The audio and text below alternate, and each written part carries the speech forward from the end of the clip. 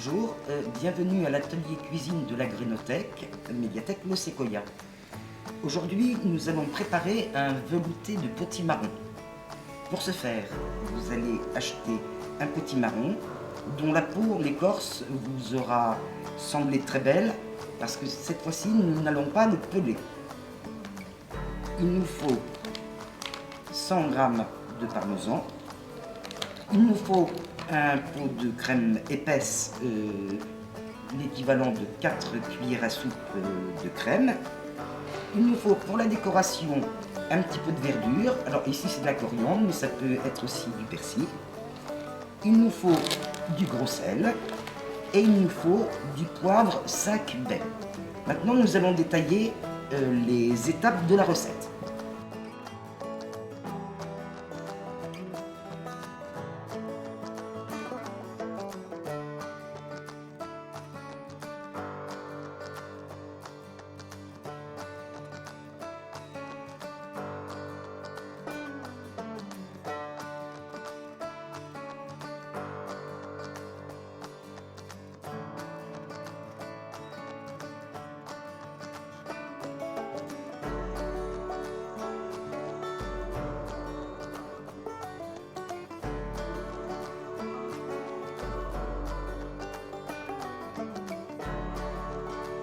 Maintenant, nous allons couper nos gros quartiers, nous allons les couper en dés. Alors, on commence par faire des tranches comme ça, comme ceci. Bien sûr, on fait attention à ne pas se couper, parce que l'écorce du potimarron est quand même assez coriace. Donc, on fait attention.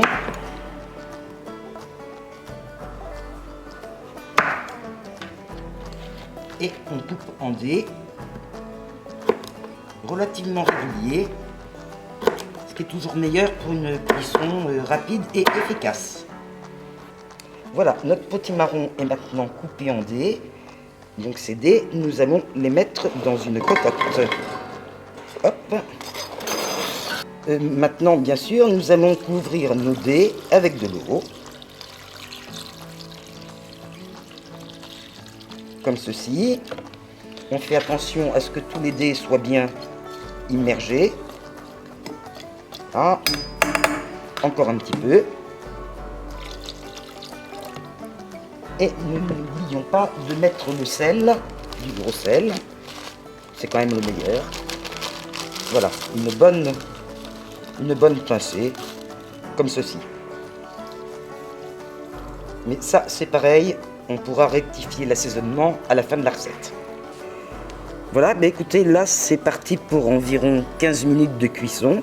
Donc nous couvrons, mais on vérifiera dans 15 minutes avec la pointe d'un couteau où en est réellement la cuisson.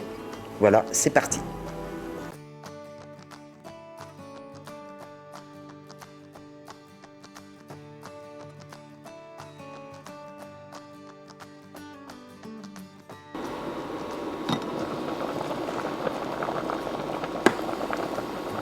Voilà, nos cubes de potimarron sont bien cuits. On va pouvoir passer à la phase d'écrasage. Nous écrasons bien notre potimarron.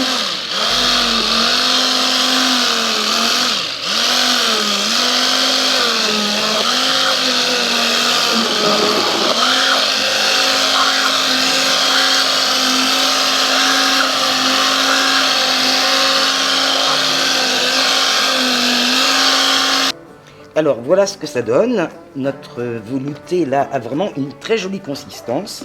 Nous avons bien sûr laissé l'eau de cuisson. Il est temps maintenant, alors à ce stade, c'est d'ajouter la crème fraîche. Donc nous avons dit tout à l'heure l'équivalent de 4 cuillères à soupe de crème épaisse. Ça fait à peu près, là j'ai un pot de 20 centilitres. Elle est comme nous sommes des gourmands au Séquoia, nous allons mettre notre pot entier. Bah d'ailleurs, oui, on est là à 4 généreuses cuillères à soupe de crème. Voilà. Et c'est là que nous rajoutons aussi notre poivre 5 baies. Alors généreusement, le potimarron étant un petit peu, allez, disons-le un peu fade, on peut y aller vraiment généreusement. Et dans le mélange 5 baies, il y a cette fameuse baie rose qui parfume parfaitement nos veloutés. Voilà. Un dernier petit tour d'écraseur. Il est temps maintenant de servir notre velouté. Il a vraiment une très très belle consistance. Ça c'est la crème et la chair bien écrasée qui donne ce joli grain à la soupe. Maintenant, une petite cuillère de parmesan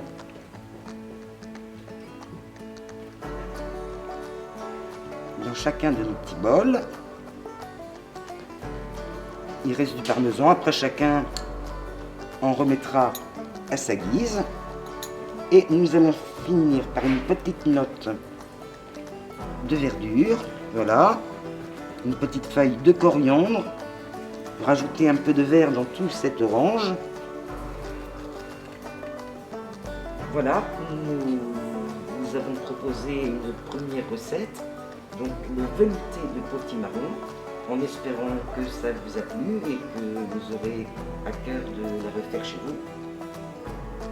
Nous sommes là au milieu des livres de cuisine. N'oubliez pas que vous pouvez les réserver sur internet, sur notre page liramaron.fr, et nous les mettons à votre disposition pour le click and collect. Vous connaissez le principe, il faut nous appeler, prendre un rendez-vous et nous mettons les livres à votre disposition. Voilà, au revoir et bon appétit!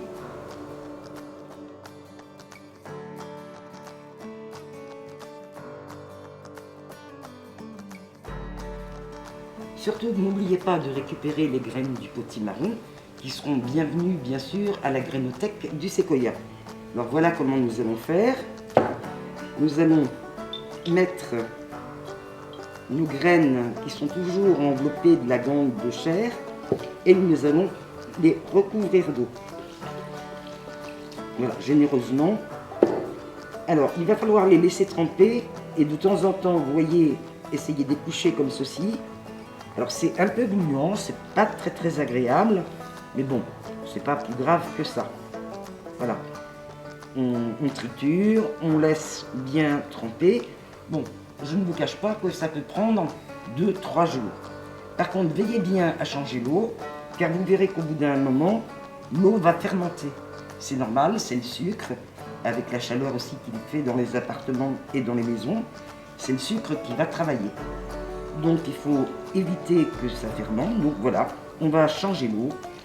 Et puis au fur et à mesure, on enlève toute cette charpie de chair, voilà, qui retenait nos graines.